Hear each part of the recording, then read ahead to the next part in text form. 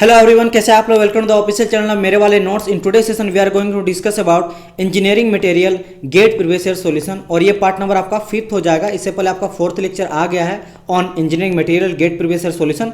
अगर आप नहीं देखे तो डिस्क्रिप्शन में लिंक मिल जाएगा कंप्लीट प्लेलिस्ट का, वहां से जाके आप सारे वीडियो को एक्सेस कर सकते हो फ्री ऑफ कॉस्ट में।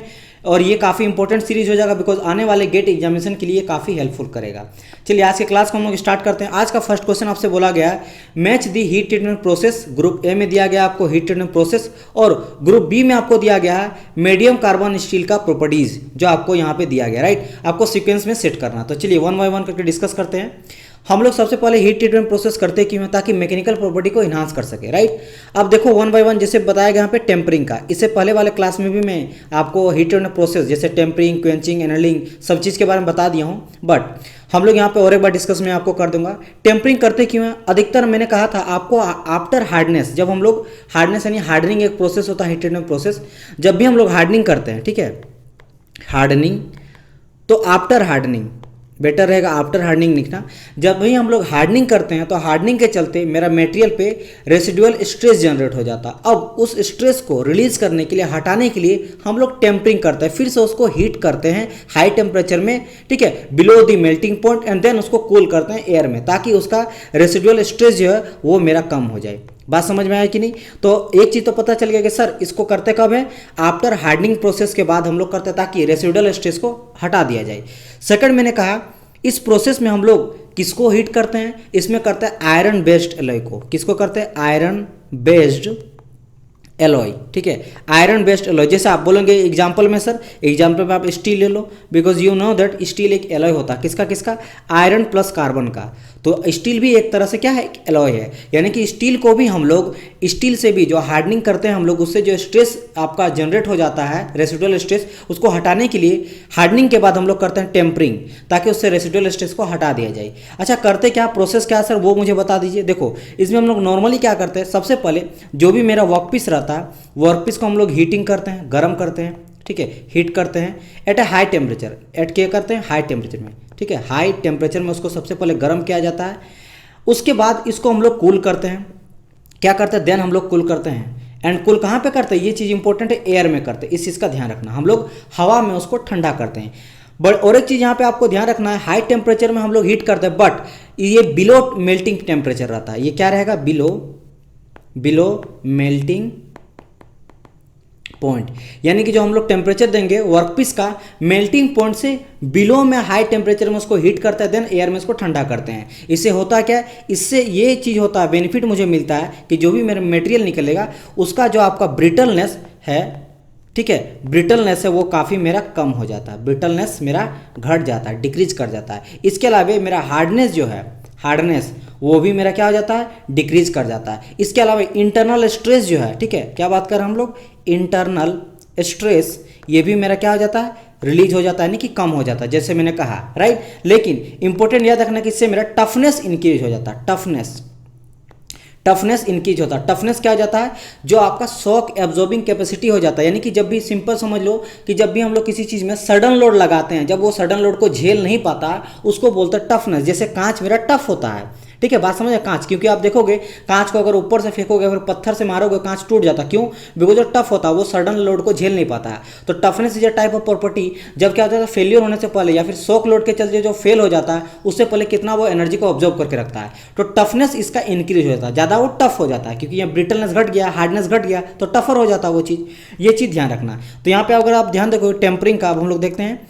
मैं ये सारा चीज़ को इसलिए बता दे रहा हूँ क्योंकि ये बहुत इंपॉर्टेंट है, ये सारे चीज़ को, इसलिए मैं हमेशा बार बार रिविजन करा देता हूँ। टेम्परिंग का यहाँ पे देखोगे तो इंड्यूस्ड हार्डनेस, यानी कि हो जाएगा क्या, P का 2। तो P का 2 कहाँ दिया गया है, P का 2 दिया गया आपको B नंबर में और P का 2 दिया गया D नंबर में, यानी कि CN आपका A नहीं होगा। आगे बढ़ते हैं, क्वेंचिंग बात करते हैं। चलो नेक्स्ट स्लाइड में हम लोग बात करेंगे क्वेंचिंग का। क्या हो जाता है भाई क्वेंचिंग, QUENCHING। देखो ये कुछ नहीं है, सिंपल हम लोग क्या करते हैं, जब भी हम लोग रैपिड कूलिंग करते हैं ना, उसको हम लोग बोलते थे क्वेंचिंग। क्या बोलते थे, रैपिड कूलिंग। क्या बोलते हैं हम लोग, जब भी रैपिड कूलिंग करते हैं। अब ये प्रोसेस क्या हो जाता है, इससे मेरा होता क्या है ना, हार्डनेस मेरा इंक्रीज होता है। इससे मेरा हार्डनेस जो होता है, हार्डनेस वो मेरा इंक्रीज होता है। कैसे करते हैं वो प्रोसेस में बता देता हूँ। लेट सपोज लो ये मेरा एक मटेरियल है, ठीक है, कोई एमोन मेरा मटेरियल है। अब इसको क्या करेंगे हम लोग, ये मान लो यहाँ पे चिल्ड वाटर है, क्या यहाँ पे चिल्ड वाटर है, बहुत ही ठंडा पानी है। इस चिल्ड वाटर में हम लोग क्या किए, ये बहुत हॉट है, जो मटेरियल है मेरा सुपर हॉट है, सुपर हॉट है, ठीक है। उसके बाद हम लोग क्या किए, जैसे सुपर हॉट है डायरेक्ट इसको हम लोग चिल्ड पानी में डुबा दिए। जैसे डुबाएंगे तो क्या हो जाएगा, तुरंत कूल हो जाएगा।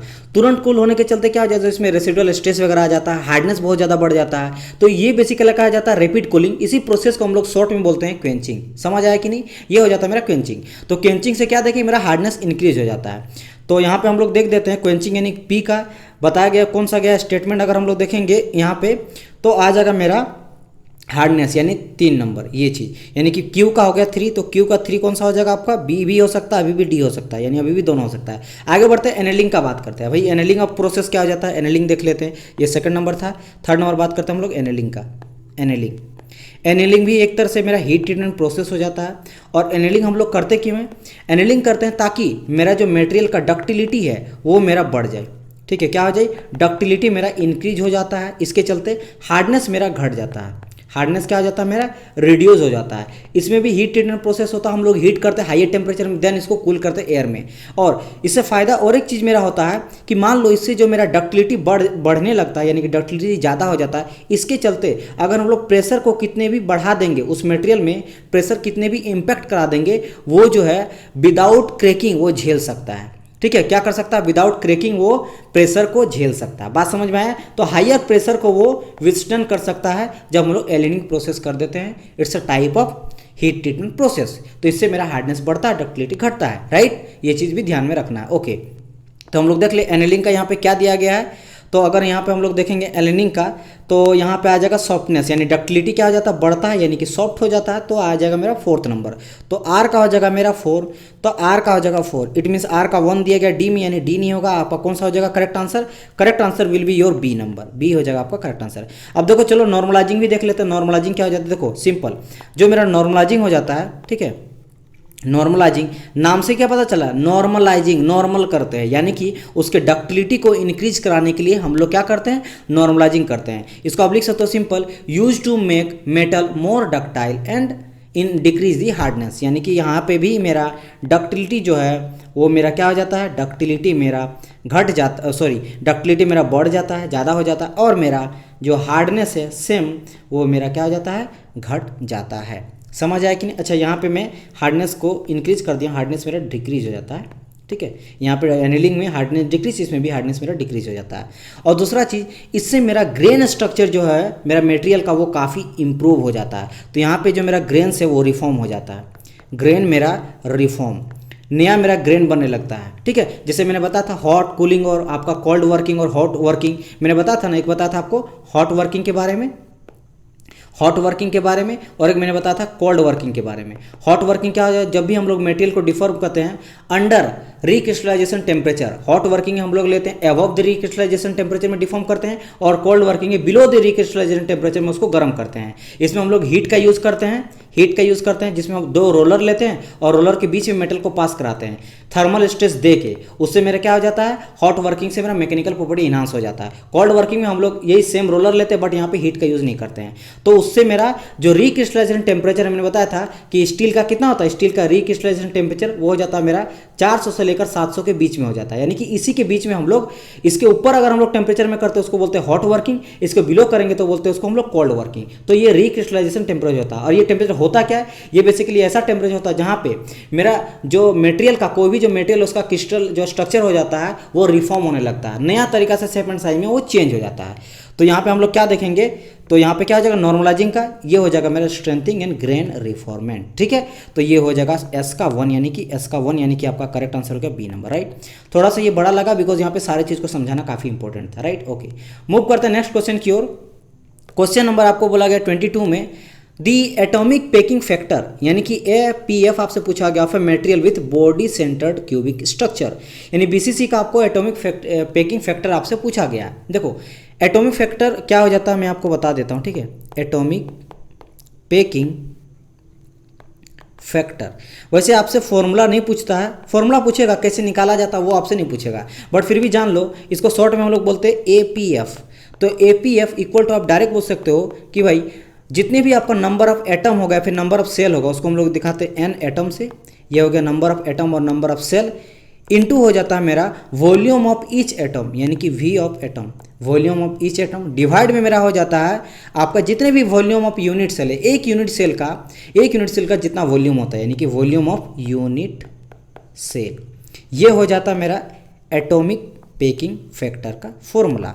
अब इससे हमको निकालना किसका बारे में, BCC के बारे में आपसे पूछा है, तो मैं आपको BCC भी बताऊंगा, FCC बता दूंगा, क्योंकि यहाँ से भी आपको क्वेश्चन पूछ सकता है। साथ ही साथ जो मेरा सिंपल क्यूबिक होता है, सिंपल क्यूबिक सेल, इसके भी मैं बारे में आपको बताऊंगा। तो चलिए नेक्स्ट स्लाइड में देखते हैं। मैंने आपको पिछला लेक्चर में बताया था, ये देखो मेरा सिंपल क्यूबिक सेल है और मैंने बताया था यहाँ पे मेरा कॉर्नर में 8 मेरा एटम होता है, कॉर्नर 8 एटम होता है, और जो भी मेरा एक एटम होता है मैंने बताया था ये सिर्फ एक सरफेस में नहीं तो अलग सरफेस में भी टच करता है। जैसे ऊपर में एक होगा, ऊपर इधर होगा, कोना में होगा, फिर उसके ऊपर में होगा, यानी कि कुल मिला के ये 8 के साथ, ये जो कोना वाला एक एटम है ना, ये 8 के साथ शेयरिंग करता है। इसलिए हम लोग बोलेंगे टोटल आपका कॉर्नर में कितना हो गया, 1 2 3 4 5 6 7 8। देखो यहाँ पे 1 2 3 4 5 6 7 8, तो 8 है वो शेयर किसके साथ करता है, 8 के साथ करता है, 8 सेट करता है, यानी कि मेरा टोटल नंबर ऑफ, यहाँ पे अगर बोलेंगे नंबर ऑफ एटम कितना निकलता है सिंपल क्यूबिक सेल का, तो वो निकल जाता है मेरा 1। तो इसी तरीका से हम लोग देखे थे, अगर हम लोग बात करेंगे नंबर ऑफ यूनिट सेल का, तो सिंपल क्यूबिक सेल का कितना निकलता है, 1 निकला था।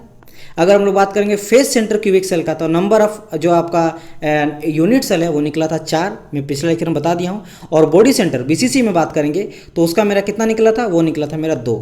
ये मैंने बताता है क्या, ये आपका हो गया BCC का, ये हो गया आपका FCC का, और ये हो गया आपका सिंपल क्यूबिक सेल का। ये हो गया नंबर ऑफ एटम्स या फिर नंबर ऑफ सेल।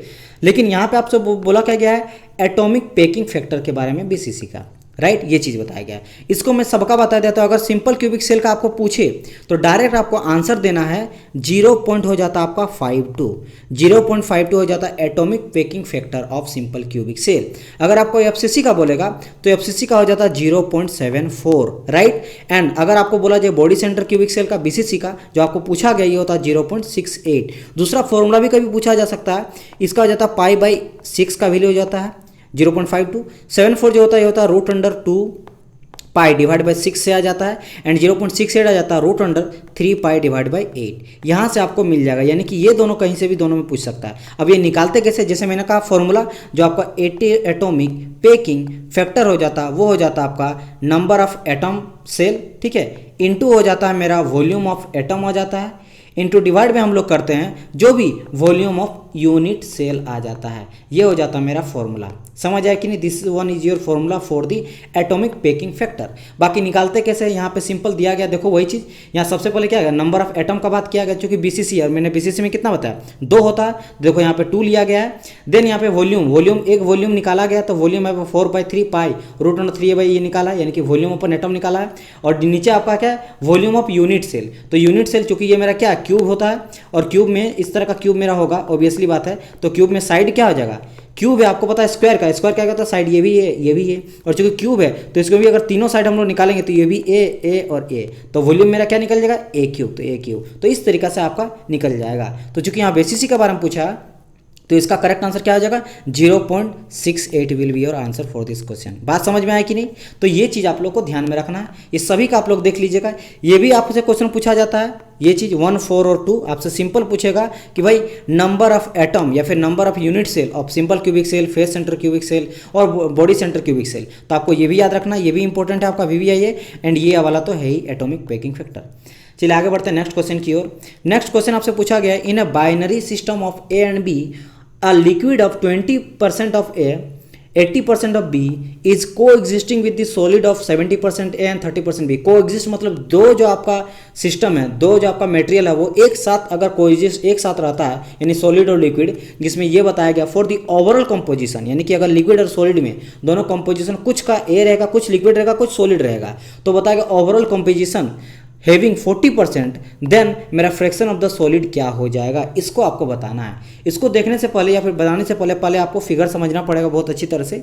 बहुत ही ईजी चीज़ है, आपको टेंशन नहीं लेना। सबसे पहले मैं आपको एक फॉर्मूला बता देता हूँ इसका, ठीक है। फॉर्मूला मैं आपको बता देता हूँ। फॉर्मूला क्या हो जाता है इसका, मैं आपको यहीं पे बता दे रहा हूँ, ठीक है। फॉर्मूला मैं यहाँ बता देता हूँ, बेटर रहेगा। एक हो जाता है मेरा फ्रैक्शन ऑफ सॉलिड, ये आने वाले जितने भी आपका क्वेश्चन होगा सभी के लिए वैलिड होगा, इसलिए मैं उस तरीका से बता दे रहा हूँ, ठीक है। फ्रैक्शन ऑफ सॉलिड जिसको बोलते हैं हम लोग एमएस से डिनोट करते हैं। एंड ये क्या हो जाता है, एमएस मीन्स हो गया मास फ्रैक्शन ऑफ सॉलिड, ये भी आप बोल सकते हो, राइट। तो यहाँ पे एमएस इक्वल टू क्या लिखोगे आप, एमएस इक्वल टू आ जाता है मेरा CO minus CL divide by जाता है CS माइनस CL, ठीक है। ये चीज़ आप बताना, मैं सारा चीज़ को यहाँ बता दूंगा। यहाँ पे अगर बोलेंगे सर CO क्या है मेरा, ये मेरा है ओवरऑल कंपोजिशन, क्या है मेरा ओवरऑल कंपोजिशन है, ठीक है। ओवरऑल कंपोजिशन यानी दोनों जो दिया गया है, जैसे इस फिगर में आप देखोगे इस क्वेश्चन पे, तो ओवरऑल कंपोजिशन कितना दिया है 40%, यहाँ पे 40 पे वैल्यू पुट कर देंगे। पहले फॉर्मूला देख लो, एकदम इजी क्वेश्चन आपको लगेगा। फिर आ जाता है मेरा CL, भाई CL क्या है सर ये बता दो। ये कंपोजिशन ऑफ L है ना, C for composition, L for liquid, और composition of overall, O for overall. तो यहाँ हो गया मेरा composition of liquid, and then आ गया मेरा CS लास्ट जो आएगा। CS क्या आ जाता है, देखो composition of S for solid, तो कंपोजिशन ऑफ सॉलिड। अब कुछ नहीं है, अब इसमें जो है कोई दम नहीं बचा है, आप आराम से बना लोगे। अच्छा, और एक फॉर्मूला बता दो, तो ये तो हो गया फ्रैक्शन ऑफ सॉलिड। अगर आपको फ्रैक्शन ऑफ लिक्विड बोल दे तो यहाँ तो आपको फ्रैक्शन ऑफ सॉलिड बता गया है, लेकिन अगर फ्रैक्शन ऑफ लिक्विड आगे चलकर आ जाए तो वो भी आप जान लीजिए। तो यहाँ पे मैं बता देता हूँ, यानी कि यहाँ लिख देते हैं फ्रैक्शन ऑफ लिक्विड, इसको हम लोग दिखाएंगे ML से, ठीक है, ओके। या फिर इसको आप ये भी बोल सकते हो क्या, mass fraction of liquid, ML equal to mass fraction of liquid. ये क्या हो जाता है, तो आप यहाँ पे लिख लेना ML इक्वल टू, ठीक है, ML इक्वल टू आ जाता है मेरा CS minus CO divide by CS minus CL। This one is the formula for fraction of liquid, जहाँ पे आपको पता है CS क्या हो जाता है आपका कंपोजिशन ऑफ सॉलिड, C हो जाता है ओवरऑल कंपोजिशन, CS जो हो जाता है, इसको मैं मिटा देता हूँ, नीचे कट गया था, ये कंप्लीट आ जाएगा, ठीक है। एंड CS आ जाता है आपका कंपोजिशन ऑफ सॉलिड और CL होता है कंपोजिशन ऑफ लिक्विड। अब हम लोग यहाँ पे क्वेश्चन पे देखो, क्वेश्चन पे क्या बोला गया था कि भाई मेरा एक बाइनरी सिस्टम हो जाता है, यानी कि लिक्विड और सॉलिड दोनों वहाँ पे कोएग्जिस्ट कर रहा है, जिसमें से लिक्विड का परसेंटेज मेरा 20 दिया गया था एंड 80% B का दिया गया था, लिक्विड का बात करें यहाँ पे। एंड अगर बात करेंगे सॉलिड का 70% था एंड ओवरऑल मेरा था 40%। तो यहाँ पे अब हम लोग क्या करेंगे, सिंपल वैल्यू पुट कर देंगे। तो चूंकि यहाँ पे पूछा गया था फ्रैक्शन ऑफ सॉलिड के बारे में, यानी फ्रैक्शन ऑफ सॉलिड क्या आ जाता है, फ्रैक्शन ऑफ सॉलिड यहाँ पे हम लोग देखेंगे, ये फॉर्मूला हो जाता है, मैंने बताया था आपको क्या, MS is equal to solid CO minus CL divide by CS minus CL, यही तो होता था। बस हम लोग वैल्यू पुट कर देंगे। CO ओवरऑल कितना दिया हुआ है 40 दिया है, तो हम लोग यहाँ पुट कर देंगे 40 इक्वल टू माइनस करेंगे कंपोजिशन ऑफ लिक्विड। तो कंपोजिशन ऑफ लिक्विड यहाँ पे देखोगे तो कंपोजिशन लिक्विड कितना दिया, 80 दिया गया। मतलब आउट ऑफ कंपोजिशन 80% में 80% अदर है, 20% है लिक्विड, तो यहाँ लिक्विड वाला लेंगे, यानी 20% आ गया। नीचे में CS यानी सॉलिड का कितना कंपोजिशन है, तो यहाँ सॉलिड का दिया गया 70%, ठीक है। तो यहाँ लेंगे हम लोग 70 और माइनस CL, यानी फिर से यहाँ पे बात कर रहा है आपके लिक्विड का कंपोजिशन, लिक्विड तो 20 था, तो 20 समझ आया कि नहीं। ये चीज़ देखो, ये जो आपका दिया गया CL दिया गया है, ये जो दिया गया दिस इज कॉल्ड, ये मेरा CS दिया गया और ये मेरा ओवरऑल दिया गया CO दिया गया, बस और कुछ नहीं है। यहाँ पे सॉल्यूशन कर देना, 20 गया तो 20 यहाँ बचा, 70 में अगर 20 गया तो आपका कितना बचा, सिंपल 40 गया। ये कटा 2.2 divide by 5 is equal to आ जाता है 0.4, तो 0.4 विल बी योर आंसर। तो इसमें कोई भी ऐसा नहीं है। और फिगर में इसलिए लाया हूँ, देखो फिगर में आप क्या देखोगे यहाँ पे, ये मेरा हो जाता है सॉलिड वाला ग्राफ और ये लिक्विड वाला ग्राफ है, ठीक है। और तो इस फेज इधर जो आ जाता है मेरा पूरा का पूरा आ जाता है सॉलिड आ जाता है, एंड इधर जो आ जाता है फेज में यहाँ के बाद इधर आ जाता है मेरा लिक्विड फेज, इधर आ जाता है लिक्विड, ठीक है, रेड से मैं दिखा रहा हूँ। इधर वाला फेज में आ जाता है मेरा लिक्विड और आपको यहाँ जो सॉलिड दिखाई दे रहा है पूरा का पूरा सॉलिड रहता है। अब यहाँ पे जो आपको दिखाई दे रहा है सॉलिड सॉल्यूशन, ये कितना है, ये इस वाले फॉर्म को लेना है, और जब लिक्विड सॉल्यूशन बोलेगा तो इस वाले फॉर्म को लेना है, ठीक है। ये लिक्विड के लिए हो जाएगा, ये सॉलिड को ले जाएगा। ओवरऑल बोलेगा तो बीच में एक दिया रहेगा, ये रहेगा। कभी कभी देखो बोलेगा सर ये फिगर क्यों बता रहे हैं, कभी ये डाटा आपको नहीं देगा, सिर्फ आपको फिगर दे देगा, फिगर के हेल्प से आपको निकालना है। तो यहाँ पे देखोगे लिक्विड के लिए कितना दिया गया, 32 दिया गया है, ठीक है। यानी कि यहाँ पे जो CL हो जाएगा, ठीक है, वो हो जाएगा 32। अगर बात करें सॉलिड का CS, तो CS कितना देगा, 68 के आसपास है, तो 68 हो जाता है यहाँ पे।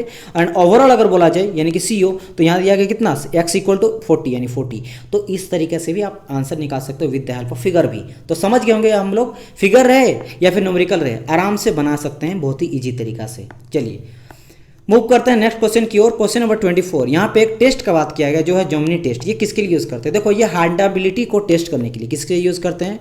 टू चेक, टू फाइंड, यहाँ लिख सकते हो टू फाइंड हार्डनियाबिलिटी, ठीक है, हार्डनियाबिलिटी ऑफ मेटल एलॉय। अब एलॉय में मैक्सिमम हम लोग करते हैं स्टील का। As you know the steel is a type of alloy of iron and carbon. तो आयरन एंड कार्बन यानी स्टील का हार्डनेबिलिटी को चेक करने के लिए हम लोग करते हैं क्या है? Jominy test. और याद रखना कि इसको करते कैसे, प्रोसेस क्या आता है? हीट ट्रीटमेंट प्रोसेस थ्रो दी, यहाँ पे लिख सकते हो पूरा, यहाँ लिख देते हैं थ्रो किससे? हीट ट्रीटमेंट प्रोसेस से। हीट ट्रीटमेंट प्रोसेस यानी कि with the help of heat treatment process से हम लोग फाइंड करते हैं एलॉय का, मेटल एलॉय का, खासकर स्टील का hardenability with the help of Jominy test. अब बात और एक चीज़ यहाँ पे आ जाता है कि सर एक चीज़ बता दीजिए। एक चीज़ मैं आपको बता देता हूँ ना कि इसको और एक नाम से जानते हैं जिसको बोलते हैं मेरा जोमनी इंड क्विंच टेस्ट, ठीक है, जोमनी इंड क्विंच टेस्ट इससे भी बोला जाता। तो आप लोग इससे भी कंफ्यूज नहीं होना। बात यहाँ पे ये आ जाता है कि सर हार्डनेबिलिटी होता क्या? देखो नाम से पता चला हार्डनेबिलिटी मतलब कितना उसमें मटेरियल में प्रॉपर्टी है, एबिलिटी है हार्ड अपने आप में रखने का, यानी कि it will show the depth of hardness across the equivalent type of बार। यानी कि कोई भी अगर इसी तरह का बार हम लोग लेंगे, कोई स्टील का बार लेंगे, जैसे कोई भी स्टील का हार्डनेबिलिटी टेस्ट करना है तो ये मेरा एक बार हो गया, तो दूसरे बार के कंपैरिजन हम लोग चेक करना है अगर कि भाई इससे मटेरियल 1 से मटेरियल 2 मेरा कितना हार्ड है, ठीक है, तब हम लोग यूज करते हैं जोमनी टेस्ट का।